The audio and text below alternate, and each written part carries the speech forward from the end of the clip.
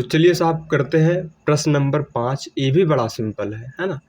तो कहानी क्या साहब, देखिए बोला कि सिद्ध कीजिए कि, है ना, स्पर्श बिंदु से स्पर्श रेखा पर खींचा गया लंब वृत्त के केंद्र से होकर जाता है। देखिए वो तो जावा ही करता है, लेकिन सिद्ध करना है सर। मैथ में जो होता है उसको सर सिद्ध करना होता है, ठीक है। बड़ी आफत है, ध्यान समझिए, क्वेश्चन सिंपल है, ध्यान दे दीजिए ना। कोनो आफत विपत साहब नहीं है, बन जा भैया,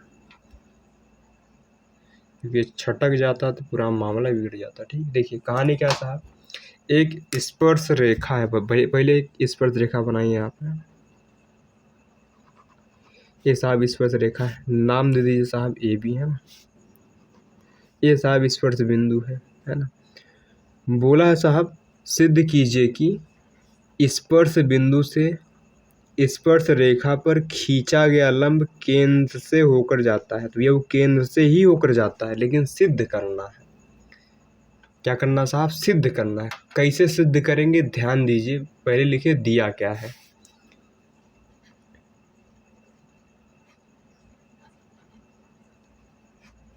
दिया साहब ए बी जो भैया हमारी क्या है, स्पर्श रेखा है, स्पर्श रेखा है, तथा पी क्या है, स्पर्श बिंदु है। क्या है, स्पर्श बिंदु है। यहाँ तक कथा स्पष्ट हुई सर, बिल्कुल। अब देखिए साहब, लाना क्या है, सिद्ध क्या करना है सर, हमें सिद्ध करना है, ध्यान से समझिए। सिद्ध ये करना है, स्पर्श बिंदु से लिखें यहाँ पर, स्पर्श बिंदु से स्पर्श रेखा पर खींचा गया लंब, है ना, केंद्र से होकर जाता है।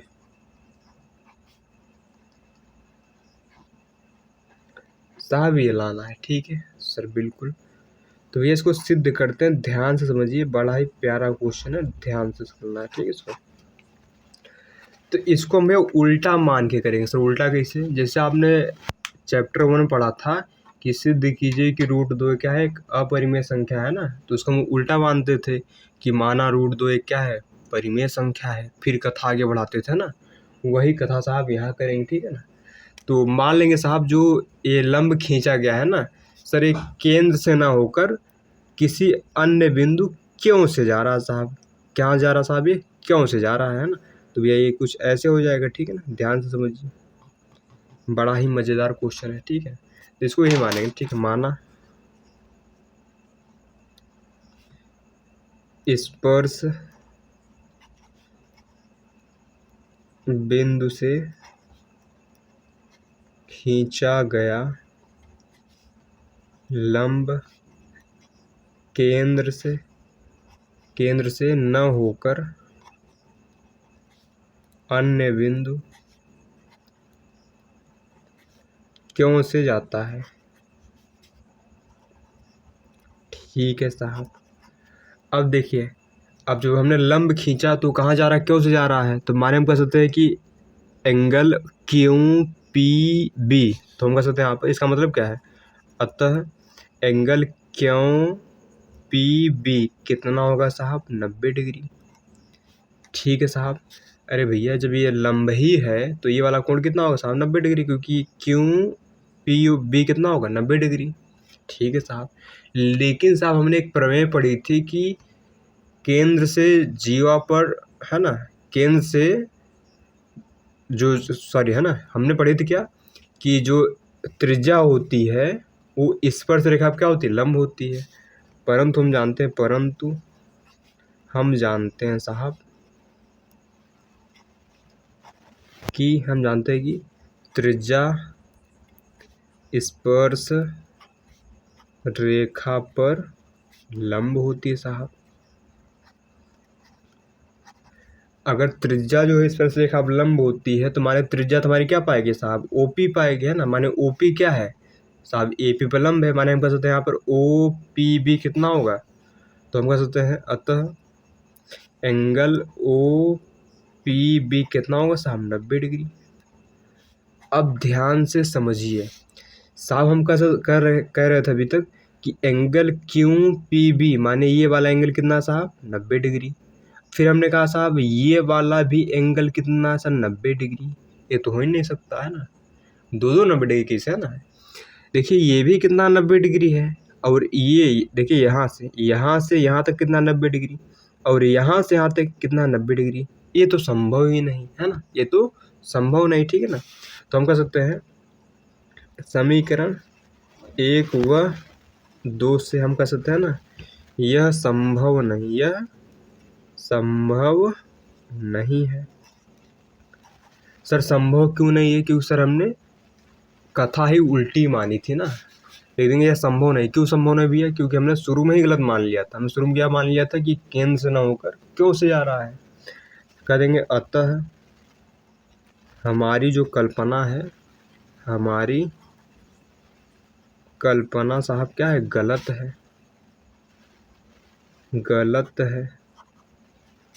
इसका मतलब क्या है, अर्थात हम कह सकते हैं स्पर्श बिंदु से खींचा गया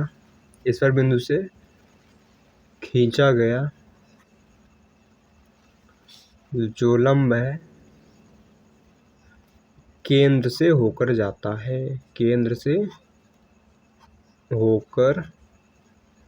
दिख रहा साहब, बिल्कुल जाता है। बस इतनी कथा है, ठीक है ना। बस इसमें लिखना है जो हुआ पर वो कुछ है नहीं, ठीक है। इसमें से एक बार उल्टा मानना है, फिर बताना भी ये तो गलत मान लिया साहब, ये हो ही नहीं सकता है ना, उल्टा मान लिया तो गलत कथा आ रही थी हमारे पास है ना, जो कि संभव ही नहीं है। तो अतः हम करेंगे भैया हमारी जो कल्पना है साहब ये गलत है, हमने ऊल जरूर मान लिया है, इसलिए हमारा आंसर गलत आ रहा है। तो करेंगे भैया हमारी कल्पना गलत है, और जो क्वेश्चन वाली लाइन थी साहब वो सही है। बस इतना ही क्वेश्चन, ठीक है। तो चलिए शुरू करते हैं प्रश्न नंबर 13, जो कि है बड़ा सिंपल। सर कहानी क्या है समझिए।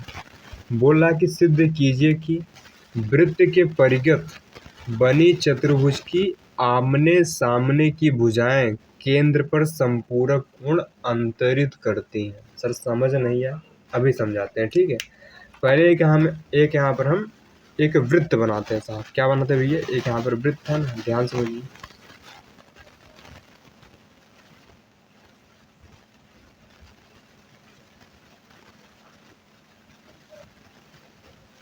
है ना साहब, हमारा वृत्त बन गया। कहानी क्या साहब, इस वृत्त के परिगत चतुर्भुज है, परिगत माने बाहर, ठीक है ना। ध्यान समझिए, ये साहब एक चतुर्भुज है, ध्यान समझिए भैया।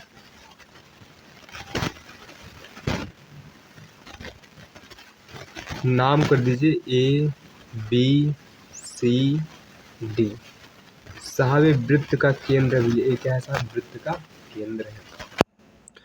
बोला जो ये चतुर्भुज बना है ना, इसके आमने सामने की भुजाएं केंद्र पर संपूरक बनाती है ना, ठीक है।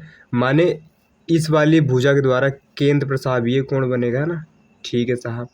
और इस वाली भुजा के द्वारा केंद्र पर भैया ये कोण बनेगा ना, ठीक है साहब। हमको लाना ये है कि इन दोनों कोणों का जोड़ 180 डिग्री होता है। संपूरक माने ऐसे दो कोण जिनका जोड़ कितना होना चाहिए, 180 डिग्री, उसे संपूरक बोलते हैं। तो हमसे बोला साहब जो ये चतुर्भुज की आमने सामने की भुजाएं हैं एक केंद्र पर संपूरक बनाती है। माने अगर ये मान लीजिए 90 है तो कितना पाएगा, 90 पाएगा। अगर ये मान लीजिए ठीक है ना 120 होते कितना पाएगा, 60। माने संपूरक बनाती है, माने इन दोनों का जोड़ कितना होने वाला है, 180 डिग्री, है ना। उसी प्रकार साहब ये भी तो आमने सामने भुजाएं है ना, तो इनके द्वारा एक कोण बन रहा है और इनके द्वारा एक कोण बन रहा है, तो इनका भी जोड़ कितना होना चाहिए, 180 डिग्री, है ना। तो इसको कैसे करेंगे ध्यान समझिए, ठीक है ना। तो पहले हम इसको बिंदु P मान लेंगे, इसको Q मान लेंगे साहब, इसको R मान लीजिए, इसको S मान लीजिए, ठीक है ना। अब पहले लिखिए दिया क्या है, ध्यान समझिए, ठीक है। लिखते हैं यहाँ पर दिया है। दिया क्या है साहब, तो लिखेंगे यहाँ पर वृत्त के परिगत ए बी सी डी क्या है, एक चतुर्भुज है। वृत्त के परिगत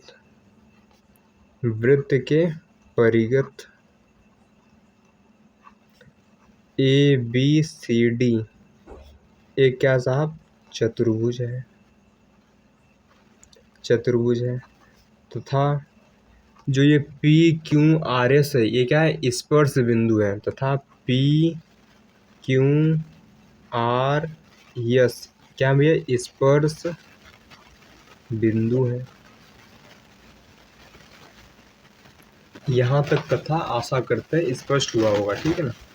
देखिए सिद्ध क्या करना, हमें सिद्ध करना है, ध्यान से सिद्ध ये करना है कि ये वाला angle A O B plus में एंगल सी ओ डी बराबर 180 डिग्री। और क्या सिद्ध करना है कि angle B O C plus में एंगल ए ओ डी बोल दीजिए, ए ओ डी, इनका भी जोड़ कितना भी है, 180 डिग्री। ये हमें लाना है। अब सिद्ध करते हैं साहब। सिद्ध करने से पहले आप इन पॉइंटों को मिला दीजिए ना, माने इस स्पर्श बिंदु को यहाँ मिला दीजिए ना। सर मिला कह रहे हैं, लास्ट तक देखिए, सारी कथा आपको स्पष्ट हो जाएगी अच्छे से, है ना। ठीक है साहब, अब ध्यान समझिए, है ना। हमने क्या किया साहब, इन पॉइंटों को मिला दिया है ना, तो इसको लिखना पड़ेगा ना। इसको रचना बोलते हैं। क्या बोलते हैं भैया, रचना। रचना में क्या किया साहब, हमने क्या किया पी को ओ से मिलाया, क्यू को ओ से मिलाया, आर को ओ से मिलाया और एस को ओ से मिलाया। तो लिख दीजिए यहाँ पर पी ओ क्यू ओ, है ना, आर ओ तथा एस ओ को मिलाया, है ना। ठीक है साहब, अब करते हैं सिद्ध। क्या करते हैं साहब, सिद्ध करते हैं, है ना। ध्यान से समझिए। सर मार्कर थोड़ा चेंज करिए, मज़ा आएगा, ठीक है। ध्यान से समझिए। अब ध्यान समझिए, है ना। मान लीजिए इस एंगल का नाम है साहब एक, इसका क्या नाम है, एक है, इसका नाम है दो, इसका नाम है तीन, इसका नाम है चार, इसका नाम है पाँच, सर पाँच लिखिए ना आप, इसका नाम है छः, सात, आठ, है ना। कोई दिक्कत सर, कोई दिक्कत वाली बात नहीं है ना। अब देखिए यहाँ दो त्रिभुज दिख रहा होगा आपको, है ना। एक दिख रहा होगा आपको यहाँ पर ए ओ एस ये वाला त्रिभुज, एक दिख रहा होगा आपको ए ओ पी ये वाला त्रिभुज, है ना। देखिए ये दोनों त्रिभुज सर्वांगसम है। सर कैसे, देखिए जितनी लंबी भुजाई होगी उतनी लंबी भुजाई होगी, क्यों, अरे वाह बिंदु से खींची गई स्पर्श रेखाएं बराबर होती हैं। ठीक है साहब। अच्छा जितनी लंबी भुजाई है उतनी लंबी भुजाई है, क्यों सर, ये तो त्रिज्या है ना, त्रिज्या हमेशा बराबर होती है। और ध्यान देखिए ये जो भुजा है यहाँ पर एओ, ये इस त्रिभुज और इस त्रिभुज दोनों में है, माने कॉमन है, माने उभयनिष्ठ है। तो ये हम साहब लिखते हैं। ठीक है सर, कैसे लिखेंगे ध्यान दीजिए ना। लिखेंगे यहाँ पर त्रिभुज ए ओ एस व त्रिभुज ए ओ पी में, है ना। ठीक है साहब, हम कह सकते हैं साहब, क्या कहेंगे यहाँ पर, हम कहेंगे यहाँ पर ए एस बराबर क्या है साहब, ए एस बराबर ए पी है। सर क्यों है, क्योंकि हम कह सकते हैं वाह है बिंदु से खींची गई, है ना, स्पर्श रेखा, वाह बिंदु से खींची गई स्पर्श रेखा की लंबाई सेम होती है साहब, समान होती है। और हम कह सकते साहब यहाँ पर जो एस ओ है, जो कह सकते हैं यहाँ पे एस ओ है बराबर किसके, पी ओ के हैं। एस ओ बराबर क्या भैया, सर पी ओ है। क्यों भैया, सर त्रिज्या है ना, त्रिज्या हमेशा क्या होती है साहब, बराबर होती है। ठीक है। और देखिए यहाँ पर ए ओ जो है ये दोनों त्रिभुज में है, माने ए ओ कॉमन है। ए ओ बराबर क्या लिखेंगे, ए ओ, सर ये उभयनिष्ठ है। कोई दिक्कत सर, कोई दिक्कत वाली बात सर नहीं है, ये उभयनिष्ठ है। तो हम कह सकते हैं भैया साइड साइड साइड से सर्वांगसम हो गए, क्योंकि ये साइड इस साइड के बराबर, ये साइड इस साइड के बराबर, ये साइड इस साइड के बराबर है। तो हम कह सकते हैं यहाँ पर, अब तक हम कह सकते हैं साइड साइड साइड सर्वांग समता, है ना। आपने क्लास 9 में पढ़ा है सर्वांग समता, नियम से बोल लीजिए आप कसौटी से, नियम से। त्रिभुज AOS, त्रिभुज AOS सर्वांगसम हो गया किसके साहब? त्रिभुज AOP के, AOP है ना, ठीक है साहब। अगर दो त्रिभुज सर्वांगसम हो जाते हैं तो उनके संगत कोण हमेशा बराबर पाते हैं, माने जितना एंगल ये है ना भैया, उतना ही एंगल क्या पाएगा साहब? ये वाला पाएगा, ठीक है सर बिल्कुल। माने हम कह सकते हैं 1 बराबर 2 हो गया, तो हम कह सकते हैं एंगल 1 बराबर एंगल 2 हो जाएगा ना सर। क्यों? CPCT से ना, क्योंकि सर्वांगसम त्रिभुज के संगत कोण बराबर होते हैं, या फिर सर्वांगसम त्रिभुज के संगत भाग बराबर होते हैं, उसे क्या लिखते हैं? CPCT है ना, ठीक है साहब। अब देखिए इसी प्रकार अगर हम इन दोनों त्रिभुज को पकड़ेंगे है ना, तो यहाँ 3 बराबर 4 आएगा, क्योंकि भैया ये वाली भुजा इस भुजा के बराबर है, ये वाली भुजा इस भुजा के बराबर, एक कम नहीं है, यहाँ CPCT 2 बराबर आ जाएगी, ठीक है। इसी प्रकार ये इसके बराबर पाएगा, ये इसके बराबर पाएगा ना, तो यहाँ सेम काम हो रहा है। तो मैथ में सेम काम को लिखते नहीं, तो उसको क्या लिखते हैं फिर? लिख देते हैं इसी प्रकार, लिख देंगे भैया फिर इसी प्रकार। इसी प्रकार हम कह सकते हैं कि 1 बराबर 2 हो गया, अब क्या पाएगा? 3 बराबर 4, एंगल 3 बराबर क्या पाएगा? एंगल 4, कॉमा यहाँ 5 बराबर 6 पाएगा, एंगल 5 बराबर एंगल 6 पाएगा ना, और क्या पाएगा? 7 बराबर 8 पाएगा, एंगल 7 बराबर एंगल 8 पाएगा। यहाँ तक की कथा स्पष्ट हो गई, ठीक है ना।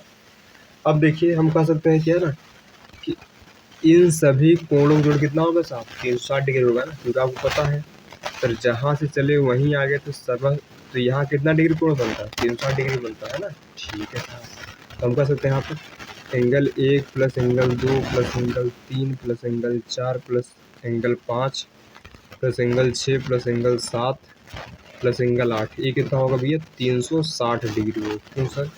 क्योंकि यहाँ संपूर्ण कोण बन रहा है ना, यानी पूरा घूम रहा है, संपूर्ण कोण है ना, ठीक है साहब। अच्छा देखिए हमको लाना क्या है सर? हमें लाना है कि एंगल AOB, देखिए हमें लाना क्या है, ध्यान से समझिए साहब। हमको लाना है एंगल AOB, पहले हम क्या लाना है? एंगल AOB प्लस एंगल में COD बराबर 180 डिग्री लाना है। अब देखिए एंगल AOB क्या है? AOB माइनस 2 प्लस 3 है ये, है ना, ठीक है साहब।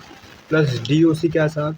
सॉरी प्लस COD क्या है सर? 6 प्लस 7 है, एंगल 6 प्लस एंगल 7 है, इन्हीं का जोड़ में साहब 180 डिग्री आना है, ठीक है।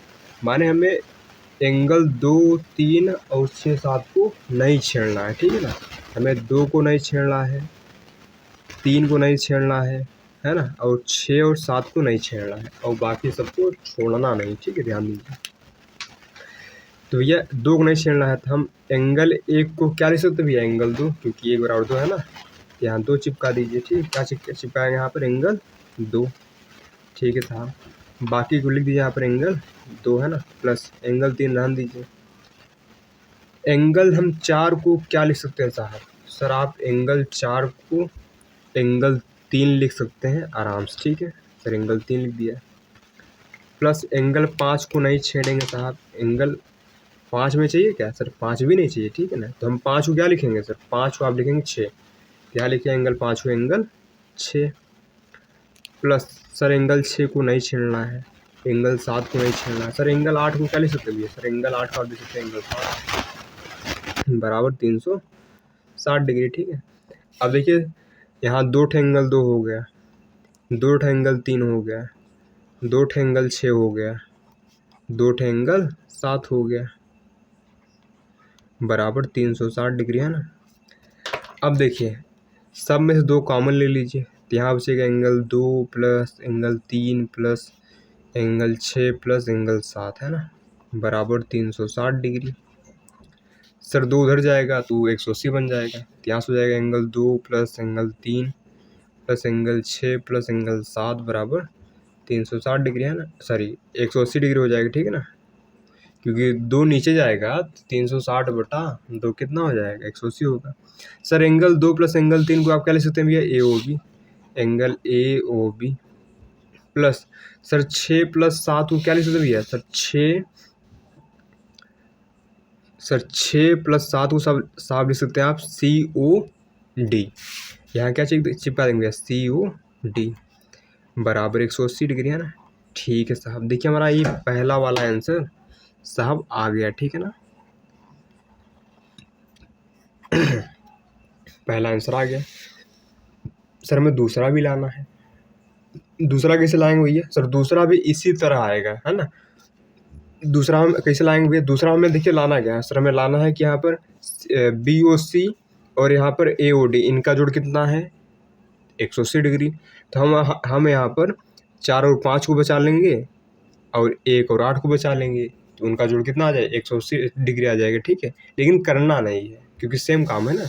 लिख देंगे इसी प्रकार, क्या लिख देंगे भैया? इसी प्रकार हम कह सकते हैं भैया एंगल जो हमारा BOC था, BOC plus AOD plus angle AOD साहब, इनका भी जोड़ कितना आएगा 180 डिग्री, ठीक है ना।